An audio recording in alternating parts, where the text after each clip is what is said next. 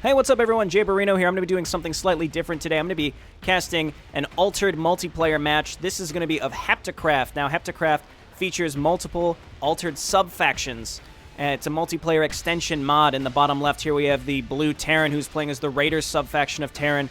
Bernie versus the bottom right here against Rom, who is playing Protoss sub-faction Khala.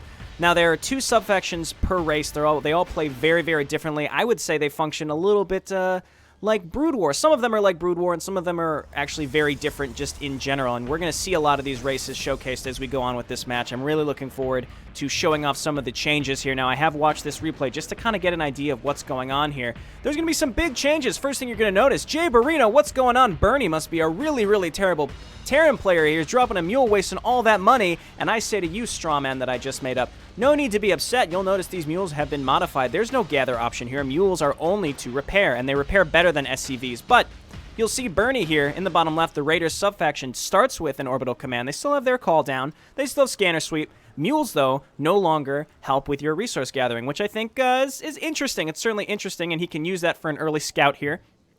Alternatively, he could have used scanner sweep, though mules also, still 75 energy. Not still, they're actually slightly more energy, but rather than scanning, he can use the mule to check for an early expansion and also scout that main base. He can also use it to block that expansion. So we're going to see some serious differences coming down from both of these players. Bernie going for a fast expansion, and then Rom getting his fast gateway. Kind of in the back here, interestingly enough. I'm curious to see what he's going to do, and then Rom scouting out here as well. So now each race does have two sub-factions, and then there is a seventh sub-faction that I think functions like Hybrid. Now, Hybrid being composed of Mobius Core, Tal'Darim, and then some hybrid focused units and structures. So that's your seventh. I don't know how that functions. I'm actually looking forward to getting a replay and casting that as well. So Rom coming up here with his probe, trying to mess around with Bernie's wall setup. Everybody hates having their SCVs harassed by errant probes. Quite annoying. I think Rom up here, yep, looking to do a proxy gateway, most likely. Calling down these Khala pylons. To be honest, I'm not entirely sure what the difference is. They may have, I see, raise supply gap to 230. That is certainly the difference. Now, I believe Terran also have that same option. Let's double check here. Yes, Raiders supply depot. So that's something that if these games go long enough, you can see your supply caps being raised. That is quite expensive, but if you look into the late game when you're playing on 4 and 5 bases and you can raise your supply cap, that can certainly cause some major differences. So Rom waiting to get his gateway set up, and we're going to see all sorts of different stuff, all sorts of different units and abilities playing out for both of these players because of these sub-factions. So while they are playing as Terran and Protoss at their core, we're going to see some major gameplay changes. So we have a gateway coming up here. We're going to see what he's going to be trying to do. So the Khala faction does have Dragoons as opposed to Stalkers. Let's check out what the options are. Singularity Charge, if you've played Brood War, you're probably used to, just increases their range a little bit. Slow aiming, this unit starts firing after a short delay. Interesting. And another thing we're going to see on a lot of mech-type units is this creep impairs movement. This unit moves at 70% of its original movement speed when moving over creep, which is quite interesting. So we're going to have another proxy gateway coming up here. Looks like we're going to see some proxy Dragoons. It looks like Bernie not able to quite see that this is happening, really having no information on that right now. No idea that he's going to be getting attacked. He does have a bunker here with a single Raider loaded in, Raiders being Marines. Another thing I should probably point out, you're probably wondering, is my camera facing the wrong way? No, the Raiders, all the Raiders buildings are simply rotated, which is a little jarring to get used to, but certainly quite interesting. Raiders also having tech reactors, which is quite interesting. Here come those Dragoons coming up from Rom. Gonna try to bust through here. May be able to get through. There's only a single Marine. He may have realized there's only one unit, or, from his perspective, only 1 or 2 units inside here. So here come the Dragoons trying to push through here. Probably going to be able to get through. If he moved up just a little bit, he'd be able to get this SCV. Meanwhile, we have Bernie still looking around with his mule scouting. Bursting through with these Dragoons coming into the base. We've got 2 Dragoons in here. Only a Raider. Only a single Raider out to defend. It looks like Bernie in trouble, but he is making siege tanks. He's got 3 siege tanks on the way. Siege tanks, even unsieged, should be able to deal with some Dragoons. Pretty good against normal armor. They do attack fairly quick. We've got some SCVs coming in to help as well. He's got a second siege tank coming, though we have 3 Dragoons up here from Rom trying to burst through. Not able to get that bunker down, but he doesn't really have any infantry to put inside of it anyway. But we have 1 siege tank getting sieged up, 1 siege tank staying unsieged. Interesting, you can kind of see a projectile being shot by that siege tank.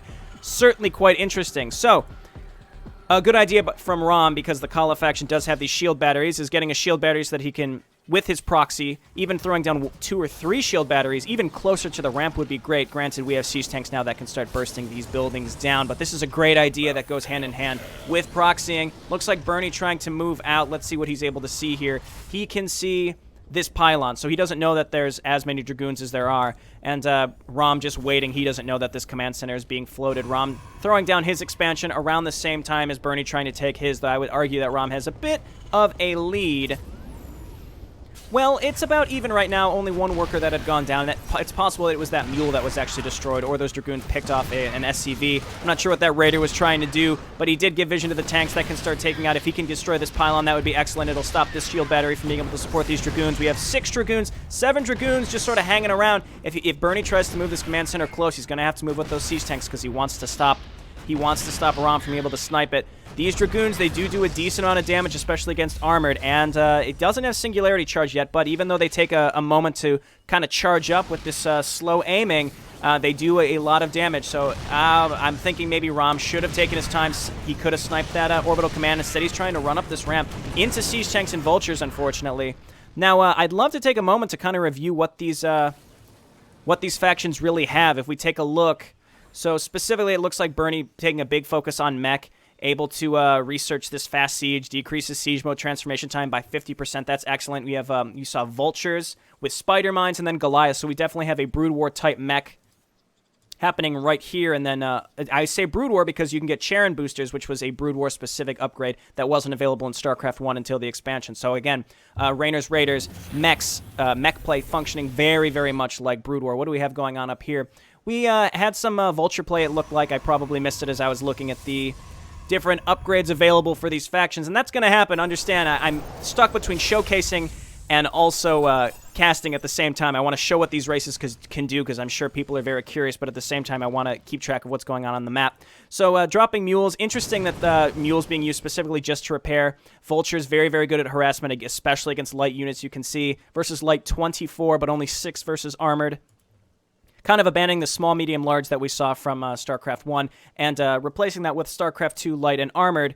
We still have some Dragoons here from Rom, though I have a feeling that Bernie is going to be catching wind of this fairly soon. And let's continue to look and see what these players are really able to build. We don't even have a landed barracks to see what can be built from it because it's floating right now. But let's take a look again. We have spider mines as well. No spider mine research. I'd love to see some spider mines come out here, something we haven't seen for a while. So it's kind of like we have a StarCraft 1 Protoss versus a StarCraft 1 Terran, though again, they still play quite differently than what you would expect. You know, we've got these tech reactors. Let's take a look at what the Khala Protoss really have to offer. One thing that I noticed on the tech trees that I was reviewing online, we got to keep an eye out for these vultures to see what they're able to pick off. He's going to see this third base from Rom. Bernie, no probes to pick off, though, and he's going to run into these zealots and Dragoons. Probably not going to get very far. But one really cool thing I saw in the tech tree is that you can research at your High Council instant return, which is autocast from your cybernetics core. Now, respawns killed zealots as Dragoons at the closest cybernetic core at a small cost. That's excellent. Meanwhile, we have Bernie, who seems to have found this proxy gateway, getting rid of that, cleaning that up. Ron probably want to pull back these 3 units here just to make sure that nothing is lost. So we have seen some skirmishes already. So I kind of think that this is kind of similar to Starbow, but with more options, because there's 7 sub-factions. And you can see these factions right now functioning similar to Brood War. Starbow being a mix between StarCraft 1 and StarCraft 2. I'd argue that HeptaCraft is equally so. We can see some really interesting things. And this needs some testing. We want to make sure that this is balanced correctly. Nothing happening right now between the 2 players, so let's still take some time to take a look at this. Now, he has not researched instant return, but I'd really be interested to see how that works. So we had 50 minerals and 50 gas for that. So I think that is 25 minerals more expensive than just building the Dragoon outright, but you also have the Zealot in the meantime, so that's really, really quite interesting. We have some High Templar coming out. This keep distance option is quite interesting.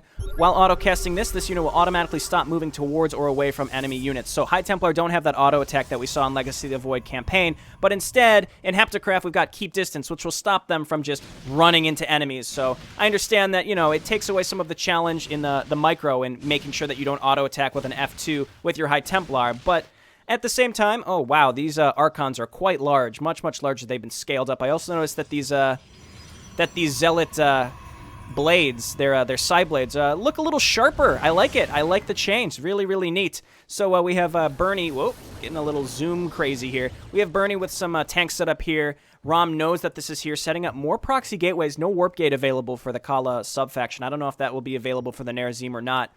Going in, looking like he's got a solid Zealot Archon combination. Though these Zealots are going to get torn up by Vultures. Now, normally in StarCraft 2, Zealot Archon is very effective when you have a, like, just on a straight-up on-average composition. You have Zealot Archon against Protoss, as Protoss against Terran, going to be quite effective. But when you throw Vultures into the mix, Vultures are going to be very, very good against those Zealots. Though Bernie, still with these siege tanks, going to probably be able to clean this up quite easily.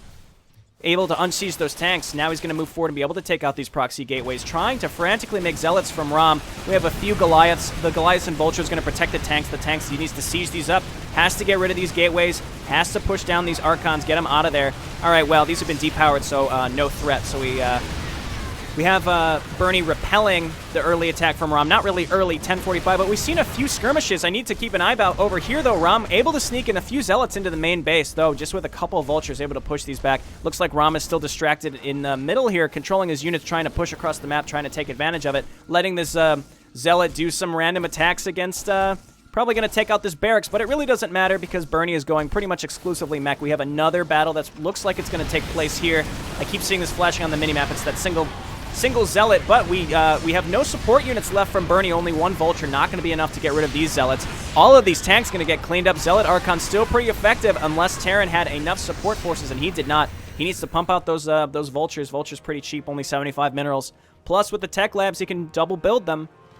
Tech labs you may think are a bit overpowered, but if anything, they mostly just help you to save space. Because you don't have the money to produce, then it really doesn't matter. So it stops you from having to build as many production structures, but that's about it. It's not like it makes anything cheaper to build. All right, Bernie looking to take his 4th base here. Both players on 3. Both players looking to take their 4th by destroying these rocks. Rom having some vision here in the middle of the map. What can he see? Really nothing.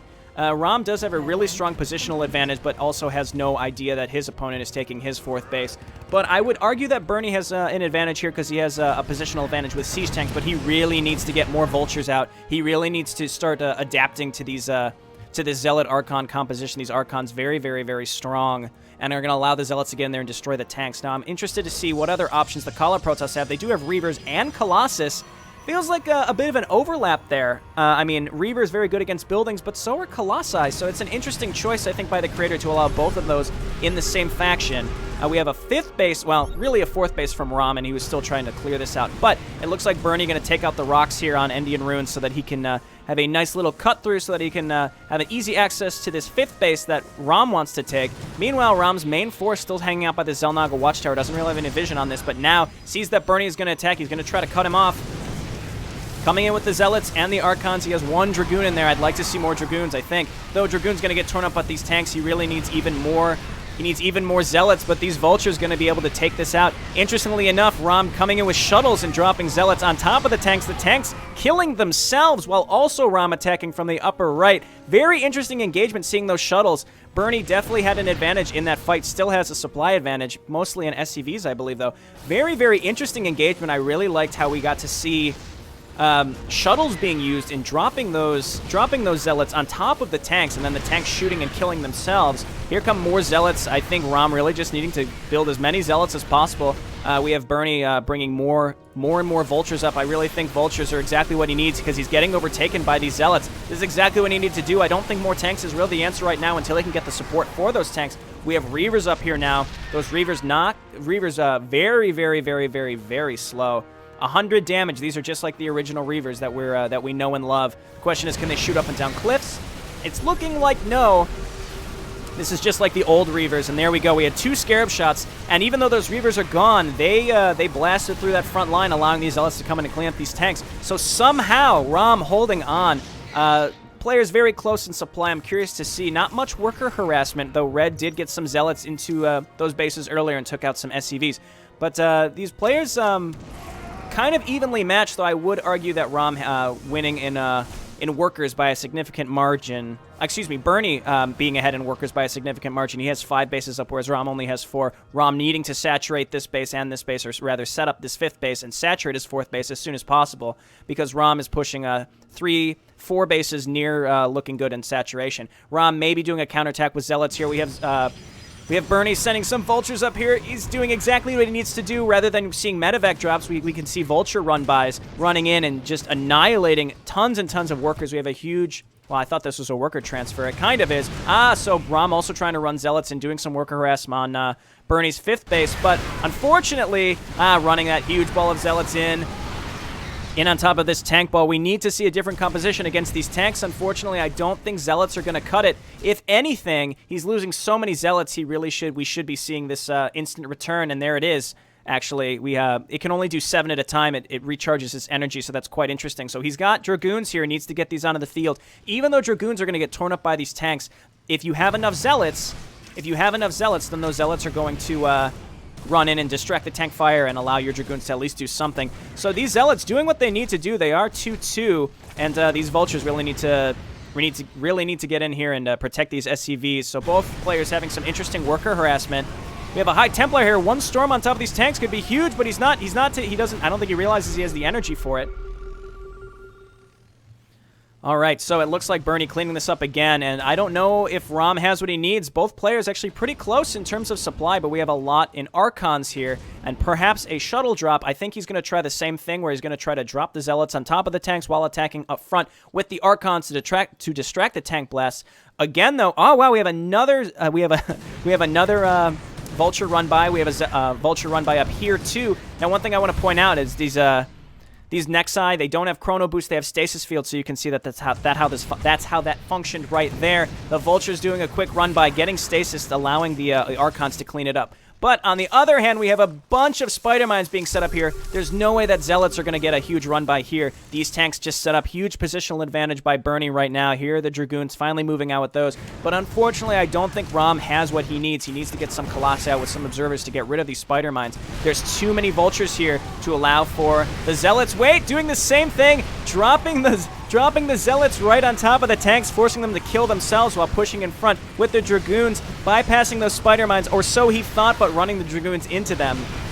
And Rom realizes that it was done, but I have to give him credit. That drop right there was really quite excellent. That was what he had to do, but unfortunately his 4th base was going down. Couldn't hold on to this 5th base. His 3rd base was totally destroyed by Vultures. Very interesting setup that we saw here by Bernie, where he dropped the Spider Mines. I'm not sure if Rom even saw those Spider Mines, but regardless, that drop with the Zealots, there was such a huge ball of tanks, it really didn't matter.